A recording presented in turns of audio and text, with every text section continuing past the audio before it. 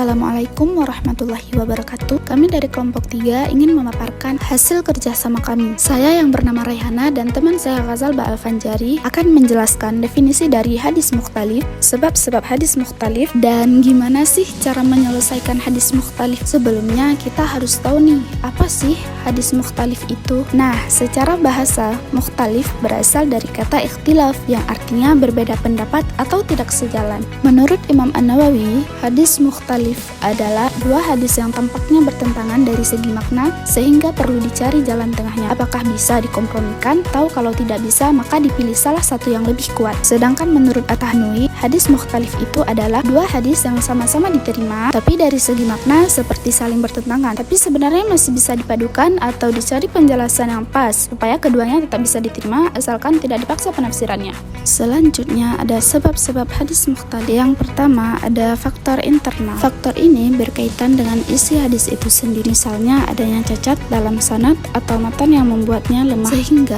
tidak bisa dibandingkan dengan hadis sahih. Yang kedua terdapat faktor metodologi.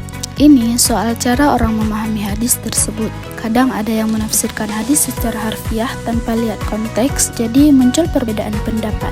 Yang ketiga, ada faktor eksternal. Faktor ini dipengaruhi oleh kondisi luar, misalnya waktu dan tempat saat Nabi menyampaikan hadis. Hal-hal seperti itu membuat makna hadis jadi beda tergantung situasi dan kondisinya. Yang terakhir, ada faktor ideologi. Faktor ini berkaitan dengan sudut pandang atau pemahaman dari mazhab tertentu dalam memahami dan menafsirkan hadis. Selanjutnya ada metode penyelesaian hadis mukhtalif. Metode pertama ada pengumpulan hadis yang dimana Imam Ahmad menuntut untuk memilih satu hadis dan tidak ada memiliki alasan untuk menentang hadis yang lain. Yang kedua yaitu metode nasakh, pemisah atau menghilangkan hadis terdahulu sedangkan yang diambil adalah hadis yang datang kemudian. Kemudian ada metode tarjih yang dimana hal ini dapat dipahami sebagai perbandingan antara argumen yang terlihat saling bertentangan agar dapat menentukan mana yang lebih kuat dibandingkan yang lain. Selanjutnya ada metode tanawu al-ibadah. Metode ini menjelaskan atau melihat praktik dan ajaran tertentu dari Rasulullah. Dan yang terakhir ada metode tawakul. Metode ini meninggalkan argumen-argumen yang bertentangan, kemudian berpindah ke argumen lainnya untuk mengatasi permasalahan dan menetapkan ketentuan hukumnya.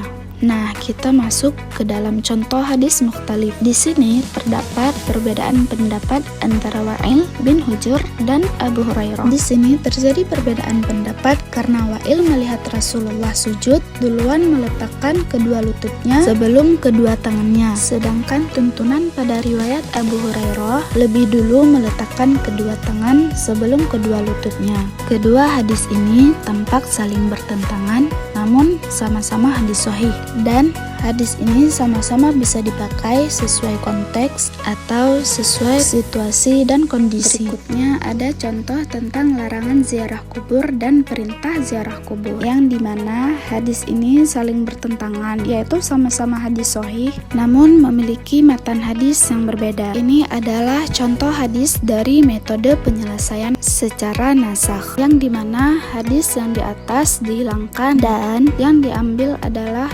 hadis yang memerintahkan kita untuk ziarah kubur. Kemudian kita masuk pada kesimpulan. Jadi mukhtalif hadis adalah apabila hadis yang sama-sama sahih, sama-sama diterima, namun bertentangan secara makna lahiriah. Tujuan kita untuk belajar mukhtalif hadis ini adalah supaya kita bisa mencari cara untuk tidak menimbulkan keraguan atau kesalahpahaman pada hadis tersebut. Selanjutnya terdapat 4 pembagian metode penyelesaian hadis mukhtalif. Dan menurut pemateri, metode yang warid untuk digunakan adalah penyelesaian melalui kompromi. Karena hadis ini adalah sama-sama hadis sahih. Hanya saja kita menggunakan hadis ini pada konteks yang berbeda atau situasi yang berbeda. Sekian dari kami, semoga bermanfaat. Jazakumullah khairan. Wassalamualaikum warahmatullahi wabarakatuh.